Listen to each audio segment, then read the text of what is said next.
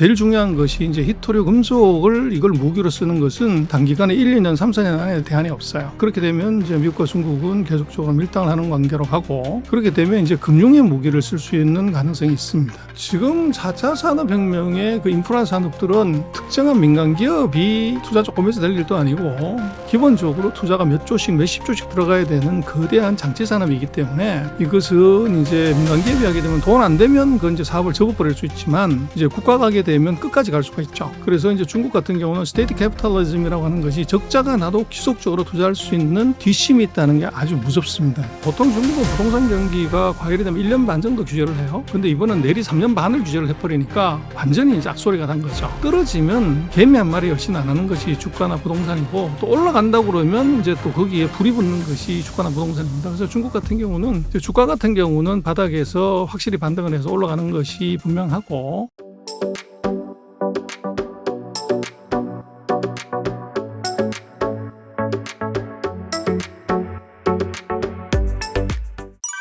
관세 전쟁으로 극심한 갈등을 빚었던 미국과 중국이 일단 휴전 모드로 급속하게 전환하면서 서로 숨고르는 상황이 되었다고 하는데요. 현재의 분위기는 어떠한가요? 막 터지게 싸우는 것처럼 보이지만 확실하게 휴전을 하는 것 같아요. 그래서 근본적인 문제는 트럼프 대통령이 57개 나라하고 1대1로 협상을 해서 7월 9일까지 협상을 마무리 짓겠다. 그랬던 것 자체가 이게 너무 이제 세게 잡은 거죠. 물리상으로도 이게 가능하지가 않고, 그래서 아마 트럼프 대통령의 전략은 먼저 한 놈을 세게 패서 이제 반 죽여놓고 난 다음번에 이제 다른 약자들은 그걸 보고서 이제 알아서 기는 형태로 가면 한 방 해결될 거다, 이렇게 봤는데, 문제는 영국 하나 빼놓고는 뭐 아무도 타결을 안 했어요. 그러다 보니까 트럼프 대통령 입장에서는 이거 기한 안에 못 맞히게 된 거죠. 그래서 이제 오늘 다시 나온 얘기는 관세 협상의 기한을 연장할 수 있다. 근데 그게 무슨 뭐 시혜를 베풀어서 그런 게 아니라 다른 나라들이 이제 합의를 안 해줘서 그런 거죠. 분위기들은 굉장히 중국한테는 유리한 쪽으로 돌아가는 그런 상황인 것 같아요.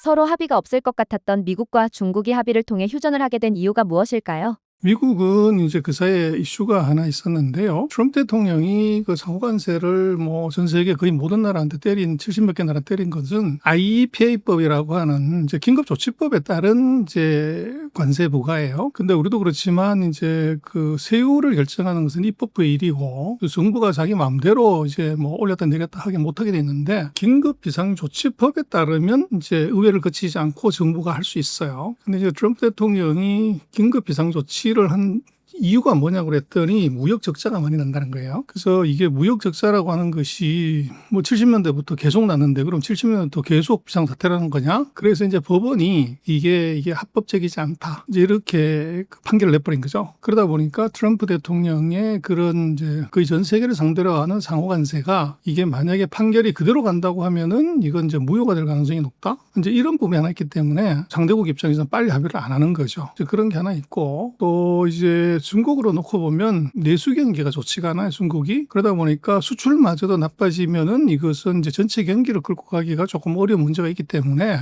이게 합의를 하는 것이 이제 뭐 유리한 점이 있는 거죠. 그래서 미국은 나름대로 법원 판결 나오기 전에 뭔가 합의를 이제 더 봐야 되는 그런 시간의 긴박함이 있었고, 중국은 경제의 긴박감, 그 두 가지의 이해관계가 서로 맞아떨어질 것 같아요.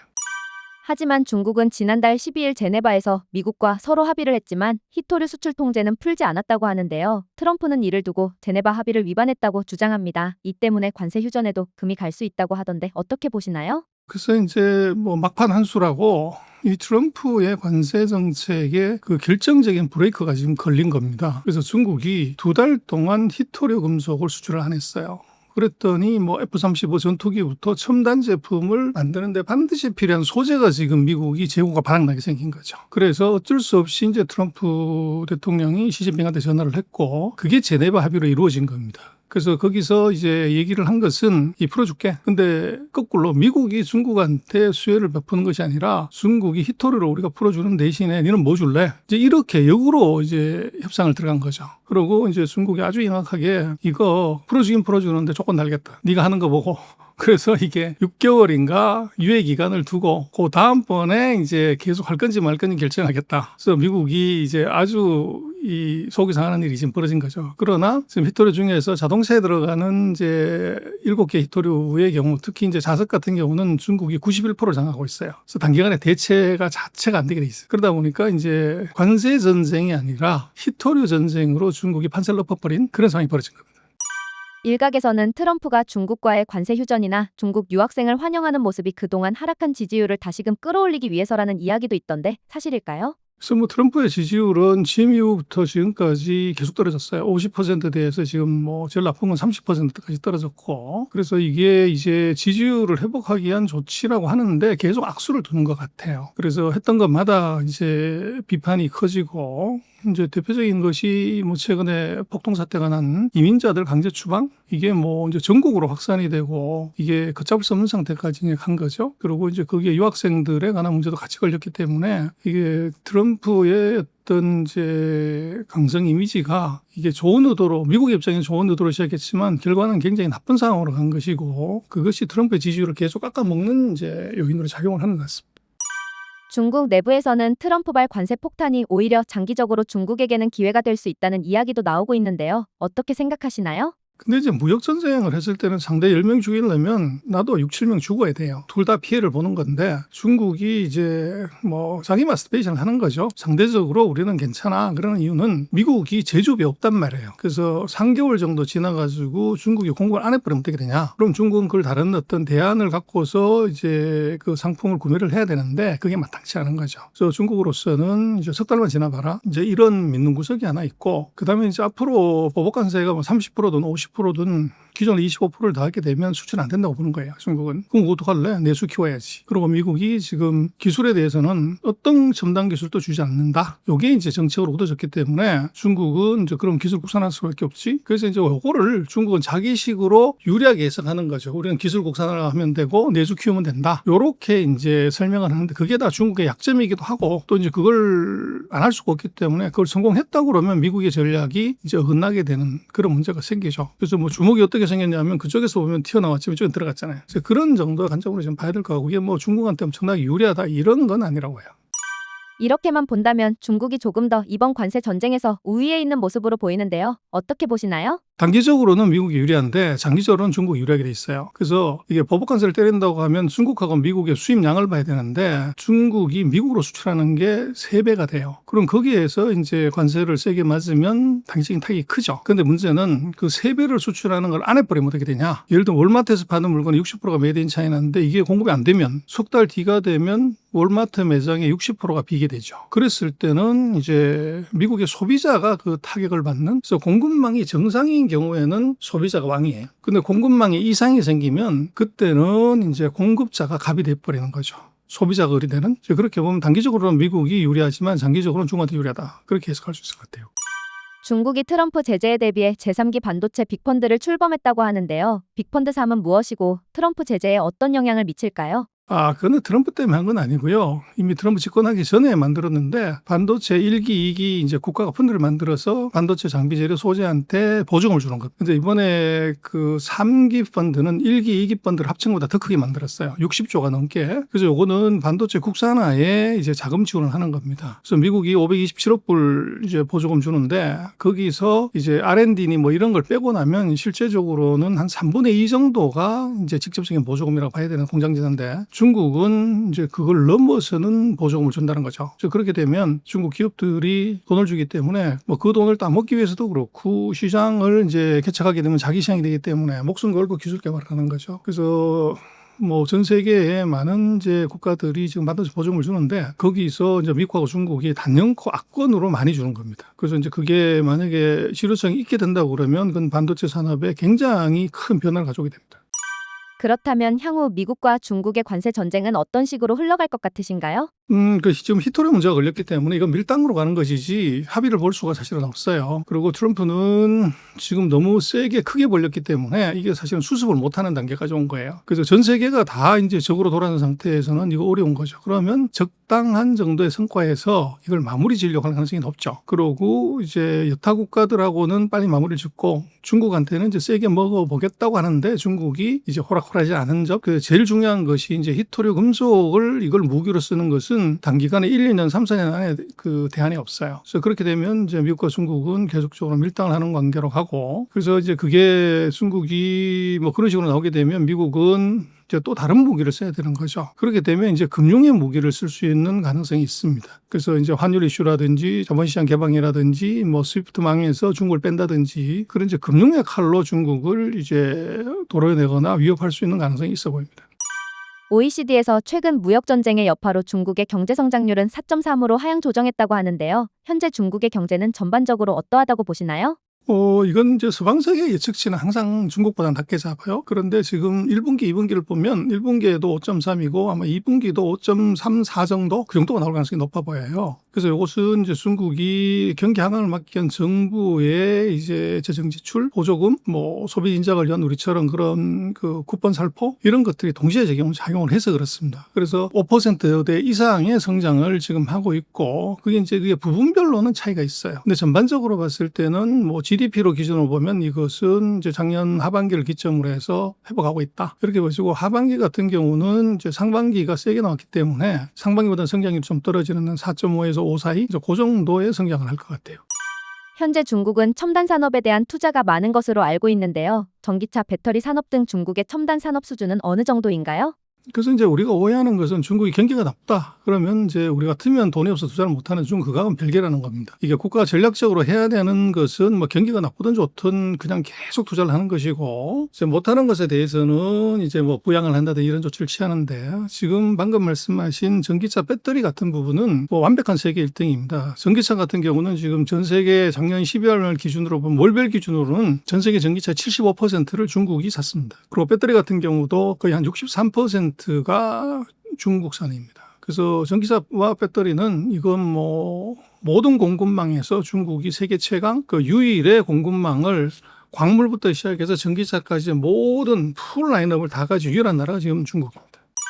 중국 정부가 인공지능 인프라를 우선 과제로 삼으며 대규모 데이터 센터 구축을 독려했지만 상당수가 제대로 활용되지 않고 공급 과잉을 초래했다고 하는데요. 중국의 첨단 산업에 대한 과잉 투자는 어떻게 바라보고 계신가요? 그래서 그건 해석의 나름이고요. 그 데이터 센터는 어느 나라든 다 지금 부족해요. 그래서 그것은 뭐 데이터 센터가 과잉이다 이거는 조금 엉터리인 것 같고, 지금 중국 같은 경우는 그 대도시 지역에는 데이터 센터를 못 짓게요. 그래서 이제 시골 그 중서부 지역에다만 이제 데이터 센터를 짓게 하는데, 그 이유는 뭐냐면 그 중서부 지역 땅값이 일단 싸고 그다음에 데이터 센터는 엄청난 전력이 필요한데 중국의 전력 생산 발전소들은 전부 중서부에 있습니다. 그래서 거기서 전기를 바로 이제 끌어쓸 수 있는 부분이 있고, 그리고 이제 중서부 지역에 그런 데이터 센터가 들어가면 IT 이제 인력 수요가 필요한 거죠. 그래서 지방의 그런 IT 인력의 일자리를 찾아줄 수 있는 그런 것 때문에 이제 그 중서부에다가 짓고 있는 것이고, 지금 중국이 특히 AI에 관련되는 부분은 이건 과잉이든 뭐든 상관없이 이건 지속적으로 무지막지한 수준으로 이제 투자를 합니다. 하는데 그것은 뭐 지금 AI 같은 경우는 그 반도체가 2년에 2배씩 성장한다고 그러는데, 지금 뭐 AI 같은 건 1년에 10배씩 그 커지기 때문에 이것은 과잉 투자가 아니라 사실은 과소 투자라고 봐야 돼요. 그래서 그게 이제 문제가 되는 것이고, 미국도 마찬가지지만 뭐 기업 하나가 500억 불씩 설비 투자를 하는데 그래도 모자라는 이유는 바로 데이터의 공급이 폭발을 하기 때문에 이제 그렇다고 볼 수 있을 것 같아요.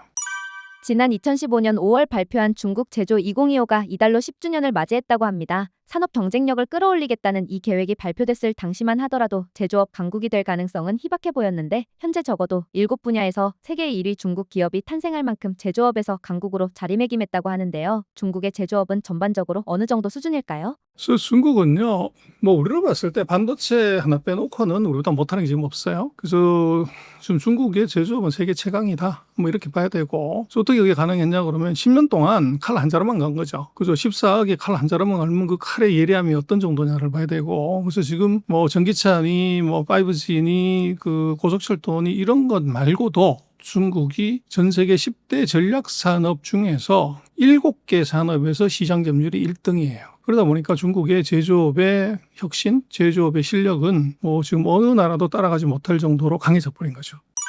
중국이 현재 시점에서 가장 눈여겨보고 투자를 많이 하고 있는 산업은 어떤 건가요? 반도체죠. 그래서 반도체를 투자하는 이유는 AI를 하려면 반도체가 있어야 되는데 그게 이제 중국은 인프라도 약하고 기술력도 떨어지기 때문에 거기에 이제 무지막지한 투자를 하는 거죠. 그래서 그게 효율이 있고 없건 그건 상관이 없고 그래서 중국은 반도체 산업을 국가 전략 산업으로 보는 겁니다. 뭐 마찬가지지만 그 반도체는 미국 기술이잖아요. 일본이 80년대 1등이었고 90년대 중반부터 우리가 1등한 건데 우리 반도체도 우리 기술이 아닙니다. 근데 이제 문제는 중국도 이게 미국, 일본, 유럽 인구를 합친 것보다 더 많은 인구들이 악심 먹고 반도체를 개발하겠다고 하면 그건 시간의 문제지 개발하는 것은 뭐 당연히 할 수 있죠. 근데 이제 우리나라 같은 쪽에서는 중국이 하고 있는 것보다 얼마나 더 빨리 더 이제 격차를 유지하냐 그게 관건이고 중국이면 못 따라온다 안 한다 이건 넌센스입니다. 그래서 지금 뭐 철강화학, 조선기계, 자동차 모든 제조업에서 일본, 한국 다 캐치업을 했잖아요. 근데 반도체는 그걸 못한다. 그건 이제 앞뒤가 안 맞는 얘기고 그래서 중국이 그런 식의 그 국가적인 차원에서의 지원하고 기술을 이제 축적하는 과정에서 이제 한국이나 서방 세계들은 이제 그 정도 지원을 해서 그보다 더 많은 지원을 해서 갭을 더 넓히는 것이 그게 핵심입니다. 미국이 중국에 수출 규제를 하는 것이 오히려 중국의 자체 기술 생태계 발전을 가속화시키는 역효과를 낳고 있다는 분석이 나왔다고 하는데요. 중국의 수출 규제가 실제로 효과가 있었을까요? 이 부분에 대해서는 어떻게 바라보고 계실까요? 별로 없었다고 해야 돼요. 그래서 제재 역설이 있었던 건데 그래서 2018년부터 미중이 무역 전쟁을 했지만 25% 보복 관세를 때렸거든요. 트럼프 때. 근데 2019년 한 해만 무역 흑자가 줄어들었고 20, 21, 22 계속 무역 흑자가 늘었어요. 작년에 중국의 전체 무역 흑자가 9,900억 달러까지 늘었고 대미 흑자도 뭐 미국 통계는 3,000억, 중국 통계는 3,600억 가까이 늘었어요. 됩니다. 그래서 그게 줄어든 건 한 해고 계속적으로 늘었다는 것은 미국의 관세 제재는 큰 효과가 없었다. 이렇게 볼 수 있죠. 트럼프 대통령 집권 1기 때의 대중정책과 2기 때의 대중정책이 큰 변화가 있었을까요? 1기 때는 중국만 이제 상대로 무역 전쟁을 했죠. 근데 2기 들어서는 중국뿐만 아니라 맨 먼저 때린 게 중국이 아니고 멕시코하고 캐나다, 그 다음에 유럽, 그리고 지금은 한국, 일본, 인도, 호주, 이제 우방들을 다 때리고 있는 거죠.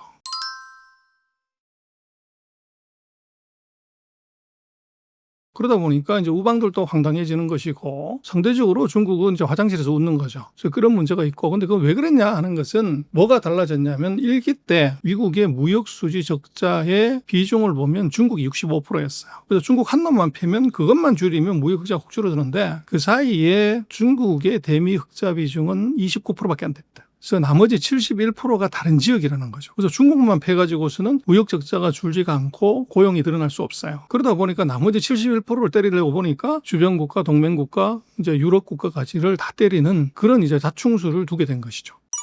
중국이 현재 일부 분야에서 세계 시장 1위이지만 반도체 분야에서는 아직 다른 선진국의 벽을 넘지 못했다고 하는데요. 이에 따라 투자 확대를 계획 중이라고 합니다. 이러한 투자는 글로벌 시장에서 어떤 영향을 줄까요? 엄청난 공급 압박으로 오는 거죠. 그래서 지금 첨단 제품은 못하고 레가시 제품이라고 그러죠. 이제 구형 제품의 경우는 중국이 세계 1등이에요. 그러다 보니까 여기부터 먼저 들어와가지고 하기 때문에 구형 제품의 가격이 훅 떨어지는 문제가 생기고 그리고 이제 거기에서도 기술이 축적이 되면 당근 이제 더 고부가 제품으로 올라오게 돼요. 그래서 지금 같은 경우는 이게 레가시 제품에서는 중국의 입지는 거의 한 35%에서 40%까지 가 있고, 이제 첨단 쪽은 아직은 뭐 비중이 미미하지만 이것도 한 4년에서 뭐 한 8년 정도 기간이면 상당한 수준까지 따라올 가능성이 있어요. 그래서 미국이 통제하고 있는 이유도 바로 그것이고 우리나라 대만 같은 경우도 중국을 조심해야 되는 이유는 바로 이제 저가품부터 시작을 해가지고 고가품으로 올라올 수 있는 능력이나 캐파가 중국은 충분히 있기 때문에 조심해야 되는 거죠. 서방 국가의 시장 자본주의와 중국의 국가 자본주의 같은 이념이 현재 경제에도 큰 차이를 만들어내는 것일까요? 어떻게 보시나요? 그래서 이거는요. 지금 4차 산업혁명의 그 인프라 산업들은 특정한 민간 기업이 이게 투자 조금 해서 될 일도 아니고 그리고 예전처럼 뭐 기숙사나 차고에서 창업해서 할 수 있는 게 아니에요. 기본적으로 투자가 몇 조씩 몇십 조씩 들어가야 되는 거대한 장치 산업이기 때문에 이것은 이제 민간 기업이 하게 되면 돈 안 되면 그건 이제 사업을 접어버릴 수 있지만 이제 국가 가게 되면 끝까지 갈 수가 있죠. 그래서 이제 중국 같은 경우는 스테이트 캐피탈리즘이라고 하는 것이 적자가 나도 지속적으로 투자할 수 있는 뒷심이 있다는 게 아주 무섭습니다. 그래서 지금 중국 같은 경우는 이제 대표적인 게 반도체인데 뭐 우리 같은 경우는 반도체에서 적자 나면 투자를 못 하죠. 민간기업들은. 근데 중국은 그거 신경 안 쓰고 계속적으로 투자를 한다고요. 하는 이유는 제품이 아니라 기술 확보해라. 그리고 원가가 아니라 양산을 하는 것이 중요하다. 그리고 적자 나면 어떡할래? 국가가 보조금을 주는 거죠. 그래서 국가가 책임지기 때문에 스테이트 캐피탈입니다. 그래서 이게 무섭다는 거죠. 그래서 미국이 AI 칩을 완전히 막았는데도 하웨이가 910CD 이제 제품을 만들어요. 근데 그거를 7나노, 5나노로 만들어야 되는데 기술이 없기 때문에 그걸 만들려면 더 많은 이제 공정을 쓰게 되면 원가가 올라가요. 흑자가 못 난다고. 근데 그 흑자 신경 쓰지 마. 그 적자 나는 건 정부가 다 보조해줄게. 그렇게 하니까 이게 이제 제품이 만들어지고 거기서 기술이 축적이 되는 거죠. 그러면 이제 어느 순간에 뭐 서방 세계의 그런 기존 기술을 뛰어넘는 기술이 나올지도 모르죠. 중국은 경제의 성장 동력을 위해 내수, 특히 소비로 전환해야 할 필요성이 크다고 하는데요. 하지만 중국 소비자들이 지출을 꺼리고 있다고 하는데요. 왜 그런 것일까요? 벼락거지 효과 때문에 그렇습니다. 그래서 정부 말을 들었다고 우리도 그랬지만 이게 부동산하고 주식 가격이 거의 49% 절반 가까이 폭락을 했어요. 그러다 보니까 예를 들면 뭐 우리도 그렇지만 삼성전자 주가가 10만에서 5만 원 됐고 20억짜리 집이 10억 돼 버렸어. 그러면 사람들이 돈을 못 쓰는 거죠. 그래서 코로나 3년 플러스 1년 동안에 중국이 무리한 이제 그 규제 또 경제 정책 때문에 집값하고 부동산 가격이 반토막 나면서 소위 말하는 역자산 효과 이제 네거티브 웰스 이펙트가 이제 벌어진 것이고 그게 이제 사람들이 경기가 일정한 부분 회복이 돼도 집값 반통나고 주가가 반통나면 심리적으로 이제 소비를 못하게 되는 그런 현상이 지금 중국에 발생하고 있는 거죠. 2021년 시진핑이 공동부유 정책을 본격화하면서 민영기업에 대한 정부 통제를 강화했었는데요. 하지만 최근 공동부유에 대한 개념이 빠지면서 이목이 집중되었는데요. 이 부분에 대한 중국의 생각은 어떤 것일까요? 그래서 코로나 3년 동안에 이제 묘하게 그때 공동부유론이 같이 맞물리면서 플랫폼 기업, 부동산 기업, 교육 기업을 다 죽였거든요. 근데 그렇게 하다 보니까 소비가 완전히 죽는 바람에 그 작년 9월, 금년 1월 달을 기점, 2월 달을 기점으로 해서 그 공동부유론을 완전히 폐지를 한 거고 이제 정부가 대놓고 얘기를 해요. 부동산하고 증시를 부양하겠다. 그래서 이게 규제가 아니라 부양으로 완전히 돌아섰어요. 그래서 지금 최근 보면 우리나라도 주가가 뭐 몇 년 만에 뭐 3차 돌파했다고 그러지만 중국도 우리는 이제 관심이 없어 안 쳐다봐서 그런데 중국도 주가가 최근 몇 년 사이에 최고점이에요. 그래서 슬금슬금 계속 올라가는 거죠. 그래서 이제 그거는 중국 정부의 그 정책 전환 이게 이제 가장 중요한 동인이고 또 이제 뭐 중국 같은 경우는 민심이 뭐냐고 그러는데 그 민심을 소비 심리라고 본 것 같아요. 그래서 소비 심리가 이제 코로나 이후에 최악으로 떨어졌다 이게 이제 반등을 안 하고 있다는 거예요. 그러다 보니까 이제 중국 정부가 굉장히 소비 심리의 그 정체를 이제 정권 위기 지수로 본 것 같아요. 그래서 이게 먼저 주식하고 부동산을 올려야 역자산 효과를 깨야 소비가 늘는다. 그게 바로 이제 소비 심리의 그 개선이 민심의 개선이다. 이렇게 본 것 같고 그래서 이제 부동산 주가를 지금 이제 계속적으로 받치고 또 이제 주가를 올리려고 노력을 하고 있는 것 같아요.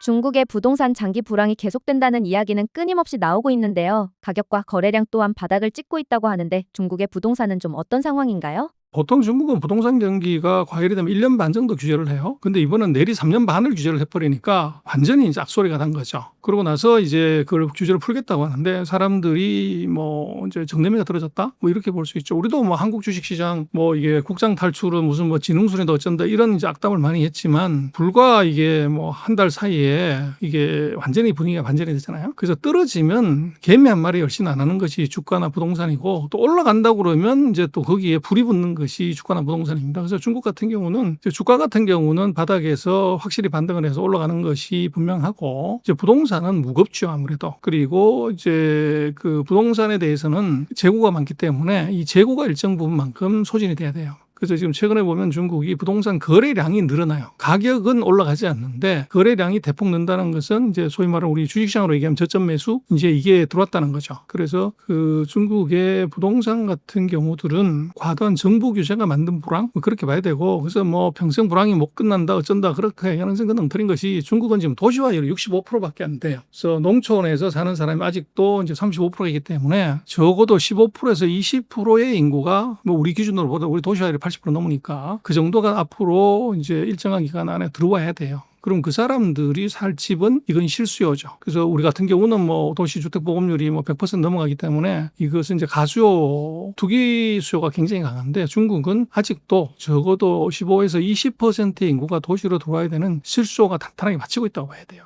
그래서 이제 그걸 간과하고서 뭐 집을 많이 지어가지고 뭐 빈집이 많아서 뭐 몇 년 가도 부동산이 안 된다. 이거는 조금 엉터리다, 과장이다 이렇게 봐야 될 것 같아요.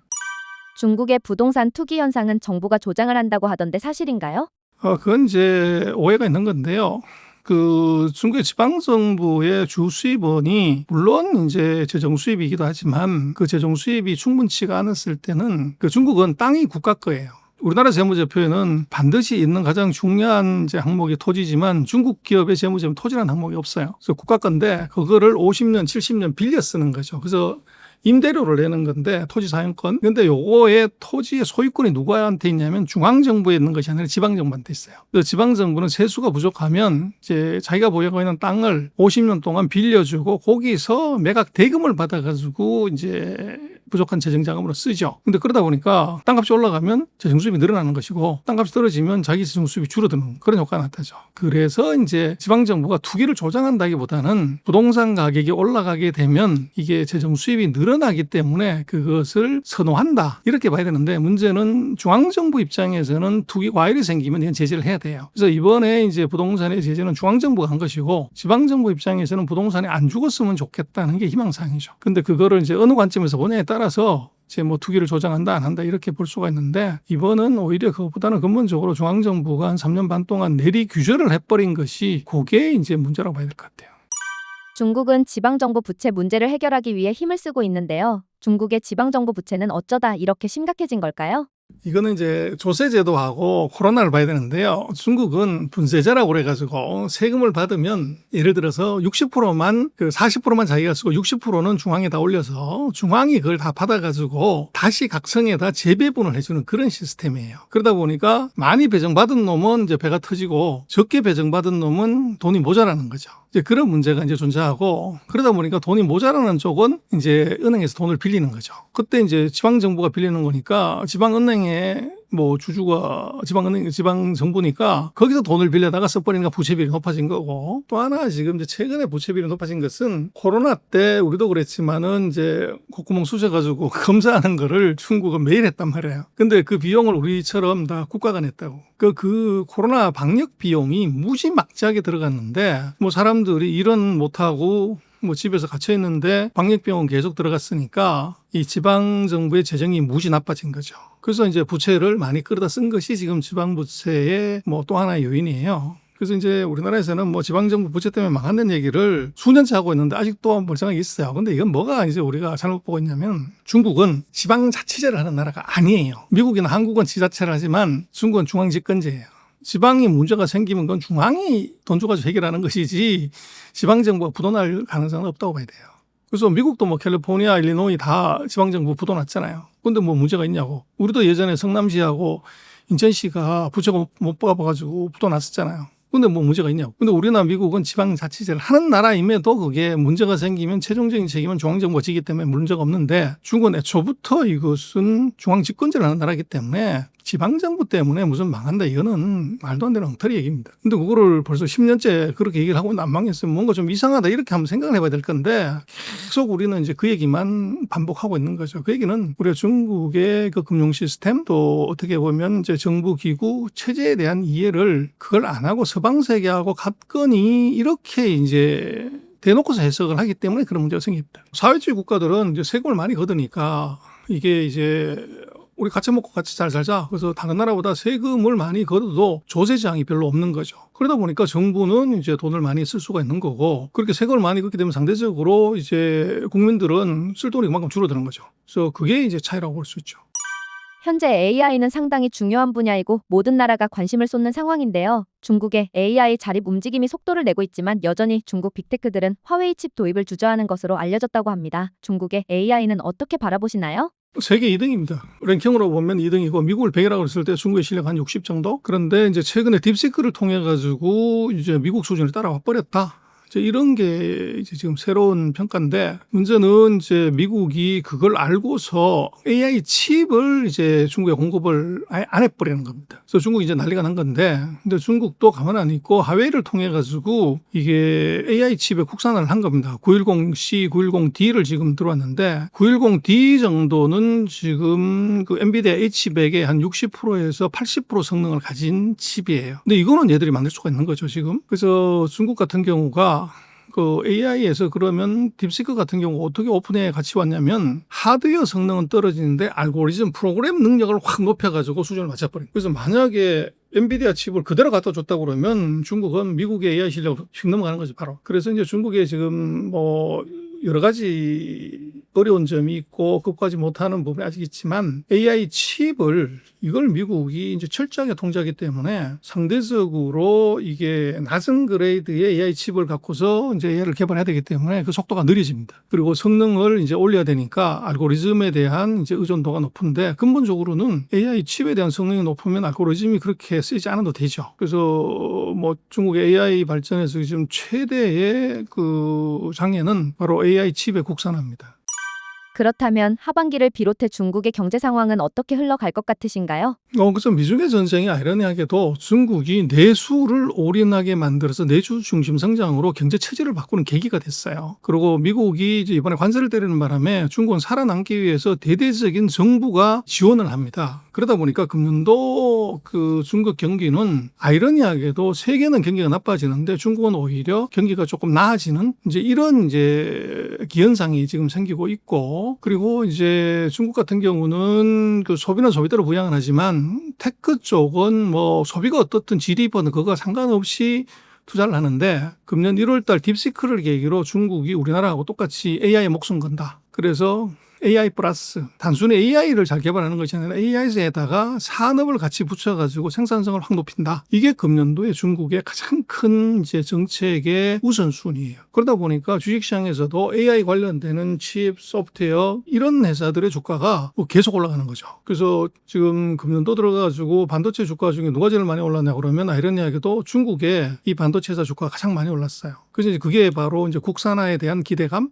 또 실질적으로 아까 앞 시간에 얘기 드렸던 그런 이제 미국의 버금가는 정도의 반도체 보조금 이게 주어지기 때문에 기술주에 대한 이제 선호도가 굉장히 높아졌고 또 뭐 돈 주다 그러면 뱃속에는 애기도 나온다는 거잖아요. 중국 고양이도 튀어오르는 게 돈이기 때문에 중국이 반도체에다 돈을 무지막지하게 퍼붓는 상황이라서 아마 하반기는 빅테크 부분하고 소비가 같이 이제 가는 그런 상황이 중국에 벌어질 가능성이 높아요. 그리고 이제 중국 같은 경우는 이제 내수 경기를 살리는 아까 벼락거지를 이걸 없애려고 하면 주가하고 부동산을 올려야 돼요. 그래서 정부가 정책적으로 주가하고 부동산을 이제 올리기 때문에 중국의 증시는 굉장히 하방 경직성이 강해요. 이제 빠질만 하면 이제 국가가 들어가서 받쳐버리는 거죠. 그러다 보니까 이제 최근 들어서 중국을 보면은 금융주들이 무지 강합니다. 지금 은행주들은 금년 들어서 계속 주가가 올라가요. 사상 최고치고 최근에 증권주들도 최근에 굉장히 강하게 갑니다. 그래서 그건 어떤 의미냐면 결국은 금융시장에 뭔가 변화가 있다는 거예요. 그래서 강에 봄이 왔는지 안 왔는지는 거기 놀고 있는 오리가 맨 먼저 아는 거죠. 그래서 증시에 변화가 있는 것은 증권회사들이 가장 먼저 합니다. 그래서 증권주가 움직였다고 하는 것, 또 금융제 대표인 은행이 계속적으로 주가가 간다고 하는 것은 경기가 나쁘면 대출을 못 받아 쓰는 거잖아요. 그래서 하반기에 그 중국의 경기를 돈은 이제 비관이 아니라 낙관으로 보고 있다. 이렇게 볼 수가 있고 또 단기적으로 보면 중국이 그 신용 우리는 신용이라고 봐야죠. 동체는 늑수라고 그러는데 신용 거래 대금이 최근에 급증을 해요. 그 얘기는 이제 앞으로의 시장이 나쁘지 않다고 보기 때문에 돈을 빌려가지고 주식을 사는 거죠. 이제 그런 여러 가지로 놓고 보면 아마 상반기보다는 하반기가 이 중국은 투자하는 입장에서는 훨씬 더 좋은 환경이 될 가능성이 높아 보입니다.